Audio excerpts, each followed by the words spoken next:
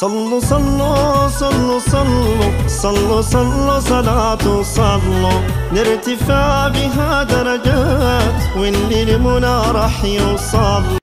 دايما بتغلب ست البيت ومش عارفة تظبطها. هنعملها النهاردة ان شاء الله من غير شوي ولا دخان، من غير ما تفك ولا تعجن. هنعملها جوسي وطرية وطعمها يجنن. كفتة الحاتي في صينية في الفرن بكل اسرار وتكات المطاعم وسر اشهر المحلات في مكون واحد. السلام عليكم، ازيكم حبيباتي؟ اخباركم ايه؟ اتمنى تكونوا بخير يا رب. لو لسه اول مرة تشوفيني ما تنسيش اللايك والاشتراك في القناة وفعلي زر الجرس عشان يوصلك كل جديد معانا. يلا نبدأ في الوصفة بتاعتنا ونقول بسم الله. معايا كيلو من اللحمة المفرومة مفرومة وشين، وربع كيلو من اللي هي الضاني، واتنين بيضة اللي هي من الحاجات اللي بتدي طعم وريحة حلوة للكفتة بتاعتك وبتخليها جوسي معاكي. هحط عليها كمان 3 معالق كبار من البقسماط، وده سر من الاسرار اللي بيخليها متماسكة وما تفكش معايا.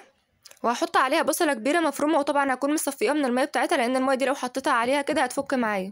هبدأ بقى ان انا احط البهارات عليها: ملح وفلفل اسود، بهارات كفتة، 7 بهارات، زنجبيل، زعتر، والشطة اختياري. هضيف 2 معلقة من البيكنج باودر بيخلي الكفتة بتاعتي هشة وجميلة. اسرار كفتة الحاتي انه اهم حاجة يكون في نسبة دهون في اللحمة، ما تكونش اللحمة صافي، وان هي تكون مفرومة وشين، ولو في قطعة من اللي هتخلي الكفتة بتاعتك في حتة تانية خالص. والبقسماط والبيضة يخلوا الكفتة بتاعتك متماسكة، والبيكنج باودر هيخليها هشة، وطبعا الكفتة ما تحلاش من غير بقدونس. هحط عليها حزمة من البقدونس متقطع قطع صغيرة. ومن ضمن الاسرار اللي بتخلي الكفتة بتاعتي ناجحة وجميلة انك تفضلي تعجني فيها كتير لحد ما يظهر منها خيوط او انسجة كده. كده بتكون وصلت معايا للقوام الصحيح، وكده ان شاء الله في التسوية بتاعتها هتكون مظبوطة جدا ومش هتفك ولا تنشف معاكي في التسوية. هفضل اعجن فيها كتير زي ما انتوا شايفين كده بعد ما حطيت عليها البيكنج باودر والبقسماط والبيض والليا والبقدونس وكل البهارات اللي انا قلتها معاكم، وسبتها ترتاح شوية. وبعدين بقى هبدأ اصبعها. ممكن بقى تعمليها على ايد معلقة او خشب الشيش طاووق، والتسوية برضو ممكن تعمليها في الفرن او على البوتاجاز زي ما انت حابة. ولو حابة فيها ريحة الفحم هقولك تعملي ايه. حضرت الصينية بتاعتي وحطيت فيها ورقة فويل، وبدأت ان انا احط على ورقة الفويل ده امسحها بزيت كده زي ما انتوا شايفين عشان الكفتة ما تلزقش فيها.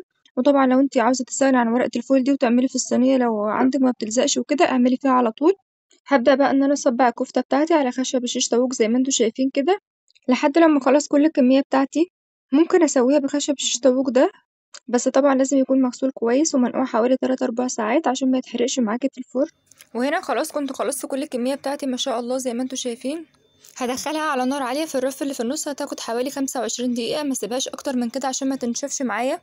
وهنا بعد ما خرجتها جوسي وطرية وطعم وريحة احسن من محلات بره كتير. ولو حابة فيها ريحة الفحم هتولعي قطعة من الفحم وتحطيها في طبق صغير كده وتحطيها جوه الصينية اللي فيها الكفتة بتاعتك، وتنزلي عليها برشة زيت صغيرة وتغطي صينية الكفتة. هتديكي طعم وريحة الفحم زي ما انت عاوزة. بس الكفتة بتاعتي ما كانتش محتاجة الحركة دي، اللي حطيتها عليها كانت مديها طعم حلو وريحة حلوة وكانت مخليها جوسي كده وجميلة. اتمنى ان انتوا تجربوا الطريقة دي وتقولوا رأيكم في التعليقات. استنوني في فيديو جديد.